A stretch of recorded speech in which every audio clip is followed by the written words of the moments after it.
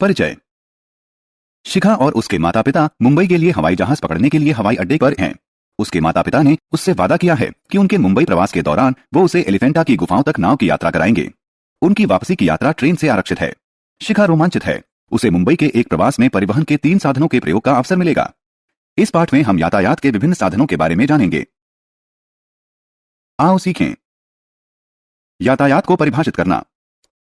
परिवहन के विभिन्न माध्यमों के बारे में बताना। थल परिवहन को परिभाषित करना। जल परिवहन को परिभाषित करना। वायु परिवहन को परिभाषित करना।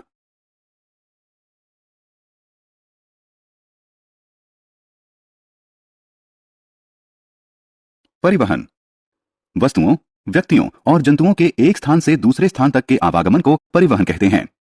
परिवहन दूरियों की बाधा को दूर करता है और विभिन्न स्थानों के बीच व्यापार को बढ़ावा देता है। परिवहन के साधन। हम सामान लाने जाने के लिए ट्रक, ट्रैक्टर, मालगाड़ी और मालवाहक पोत और हवाई जहाज का प्रयोग करते हैं, और यात्रियों को एक स्थान से दूसरे स्थान तक लाने ले जाने के लिए बस, ट्रेन, कार और हवाई जहाज का प्रयोग करते हैं। वस्तुओं, व्यक्तियों और जंतुओं को एक स्थान से दूसरे स्थान तक ढोने वाले वाहकों को परिवहन के साधन कहते हैं।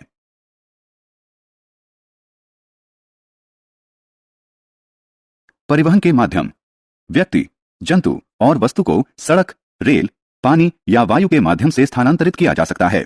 परिवहन के लिए प्रयुक्त होने वाले विभिन्न माध्यमों को परिवहन के माध्यम कहते हैं। परिवहन के माध्यमों को मुख्यतः 3 भागों में बांटा जा सकता है: थल परिवहन, जल परिवहन और वायु परिवहन। सड़क परिवहन। धरती पर होने वाले वस्तुओं और यात्रियों के यातायात को थल यानी भूमि परिवहन कहते हैं। थल परिवहन को सड़क परिवहन और रेल परिवहन में बांट सकते हैं।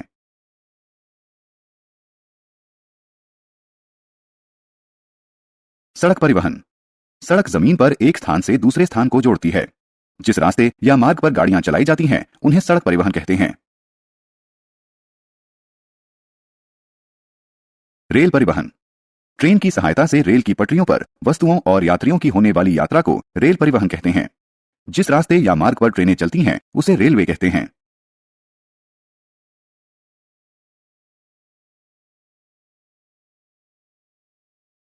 जल परिवहन।